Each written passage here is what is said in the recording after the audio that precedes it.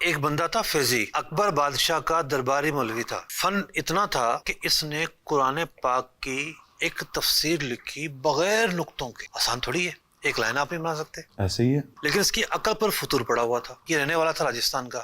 وہاں کچھ علماء سے اس کی ٹسل تھی. اکبر کے دربار میں پہنچا، اس کو جگہ ملی. اس نے اکبر کو ورگلایا.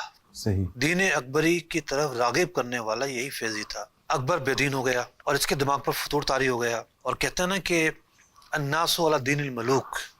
اگر بادشاہ کے اوپر فطور اتر آئے، حکمران اگر خراب ہو جائیں تو پھر لوگوں میں خرابی بڑھ جاتی ہے. حضرت مجدد الف ثانی رضی اللہ تعالیٰ نے اکبر کی اس بے دینی کا مقابلہ کیا. آج مجدد الف ثانی کا نام تو موجود ہے، فیضی کو کوئی نہیں جانتا. فیضی کوئی نہیں جانتا. اس کی تفسیر کا کوئی پڑھنے والا نہیں ہے. آج قرآن کا علم جاننے کے باوجود وہ گمراہ ہوا گمراہ ہو گیا کیونکہ اس کے دل میں کجی تھی.